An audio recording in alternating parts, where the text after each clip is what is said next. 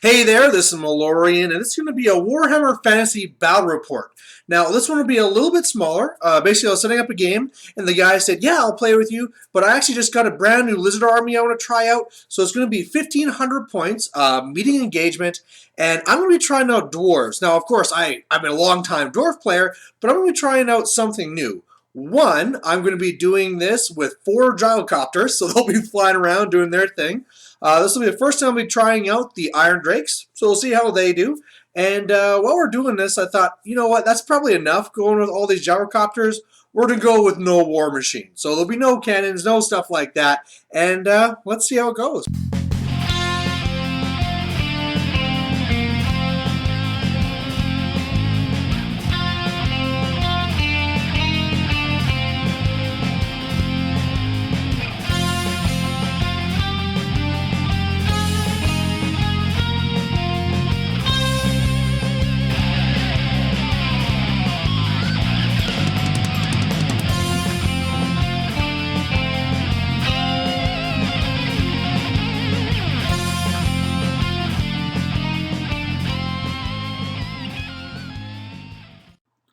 All right, so this is what's going to look like from the left side here. I won the roll to place first, and you can see the 4 gyrocopters there. None of them were given the Vanguard or anything crazy like that, but I got the 4 gyrocopters. I got 20 hammerers. They have a banner in the Rune of Slowness.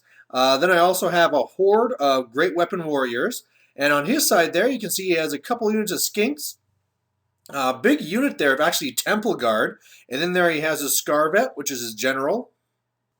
And then over on this flank, I have the Irondrakes in the building. I have the warriors there with shields, 20 of them. Then there's also my Thane, which is my general, and he just has the Master Rune of Grommel and a great weapon.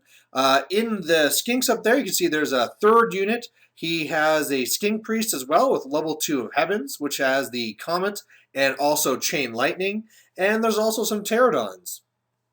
After we're done deploying, he put some chameleon skinks here. And off the board, I rolled 0-1, so I have nothing starting off the board. But he has a 4th unit of skinks that's off the board, and also a Bastillodon with the whole solar engine. So he got a little bit unlucky there. So on my first turn, I figure I might as well go for it because he deployed a little bit close. And so I decided to go for the skinks there with the mage because, hey, either, you know, if he holds, I might get them and kill him in combat. And if he flees, they're pretty low leadership, at leadership 6, so they might just run off the board.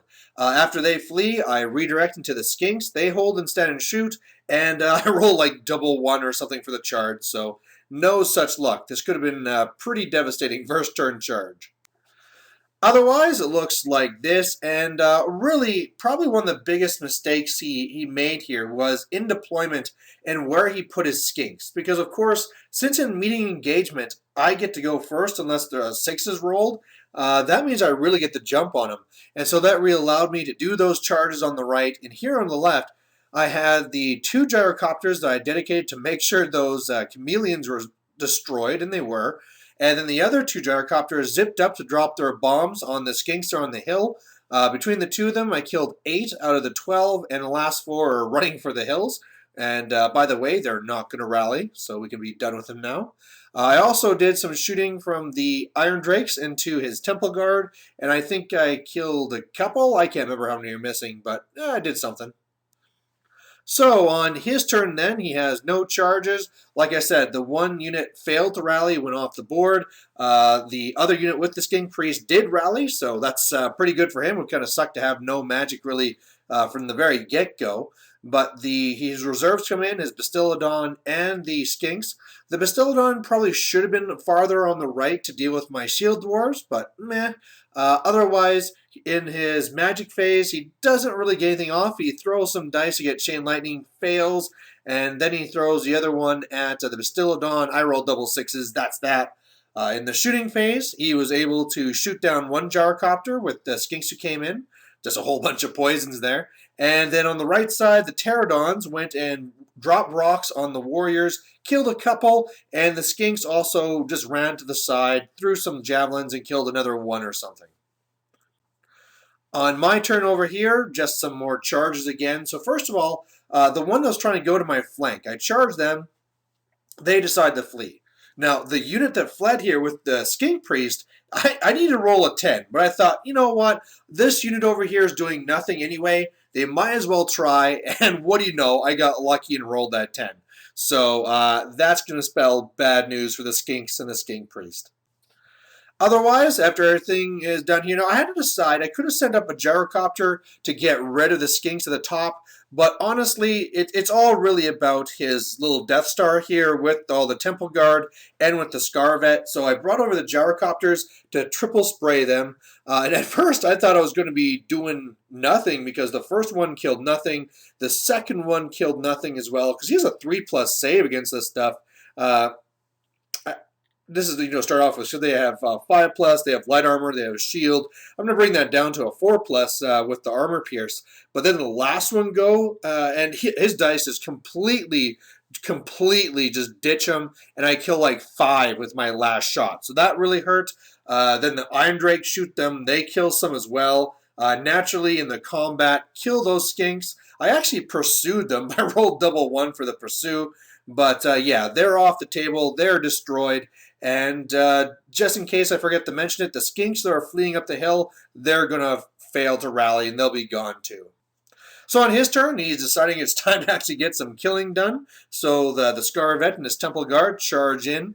This really won't go well because it's just too many attacks on my side. Temple Guard, they're okay. They'll be killing my guys on 3s and all this stuff. But I just have too many numbers for this to really matter. Over here, he actually decides to charge in his pterodons into the building. I'm guessing he's thinking that these guys, hey, they're shooters, they're pretty crappy, I can beat them in charging. Well, unfortunately, irondrakes are actually pretty solid at weapon skill 5, and they have a 4+ armor and all this nice stuff. So yeah, this won't go well for the pterodons. So after this is all done, in the magic phase, he actually zaps a couple of my hammerers. In the shooting phase, he tries to destroy another one of the gyrocopters, but I roll above average for armor saves, and I'm left with 1 wound. In the combat down there with the pterodons, yeah, they do nothing to me. They can't even hit me. And going back, I kill 2 of them and push them out of the building. So, yeah, poor pterodons. Otherwise, yeah, the Scarvet and his boys coming in. Turns out the Scarvet has a 1+ armor and also the Crown of Command. So with the Strength 5s, they kill, 7 guys, and that's okay. But in return, I almost kill all the Temple Guard. He's stubborn and holds. And yeah, things aren't looking pretty for the Lizardmen. So on my turn, basically I'm just repositioning. 2 gyrocopters go up and spray and kill all but 1 of the skinks. Another one came over here to the right side in case I had to deal with the pterodon, because that one still had bombs. But it didn't matter. The irondrake shot the last pterodon and killed it. The warriors at the top just reform. And then in combat, I go, first of all, he kills 3 of my guys. And I put 3 onto the champion and 9 onto the hero, and I can't do anything. I whiff against the hero, against the champ, and then the hero just makes all of his armor saves. So we actually draw combat there. On his turn, he turns around with the skink, tries to finish me off, but can't do it. Bastillodon comes up, shoots another solar beam, and rolls like 1 hit and fails the wound. And basically in combat there, he kills another guy or so. And in return, I kill the champ. Can't beat the Scarvet still. Even though I think I forced him to do 5 wounds this turn. We just made them all. But really at this point, we looked at it and knew that, okay, the skink on the left now is going to die. I can charge in the hammers into the flank. And by the way, the reason why the hammers aren't there already is because when I first set up the flank, they're too far back. So I couldn't actually wheel and actually still hit them. Because I figured at the beginning that they'd have more than 1 rank when they were going to be charging. But, they're coming in with strength 7. That Scarvet is going to be in a lot of trouble. And by the time that Bastillodon gets to combat, he's going to lose probably a couple of wounds from the Iron Drake. So we just figure, yeah, that's the game. So there you go, a really big win for the Dwarfs, but I think part of this that really came down to is his kind of mistake in deployment. First of all, he got kind of unlucky having the Bastillodon starting off the board. That guy would love to have been up there, ready to fight my warriors with shields and stomping them and all that stuff. But really, with his skinks being that far up, really, I mean, they can move up 12 and shoot 12, so they really out-threat my gyrocopters. And even though you can't really be sure that a unit of 12 will poison down a gyrocopter, he can get the jump on them, kill some, blah, blah, blah. And so I think they should have been farther back. Otherwise, from my part, I really like this list. Definitely like the gyrocopters.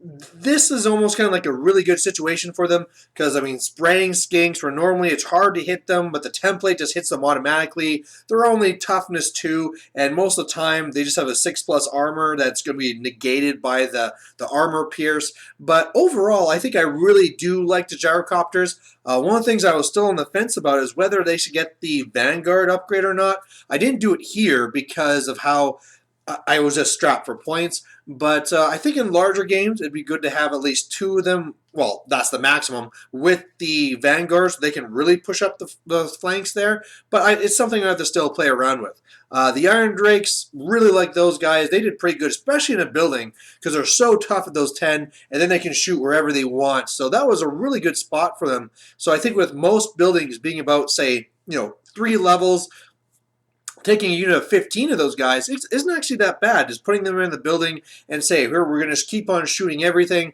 and we're also pretty damn good in combat too. But either way, yeah, it was good for me, good, nice, and fun. Hopefully my opponent had some fun too, and hopefully you guys like watching it. So there you go, and we'll catch you later. Bye.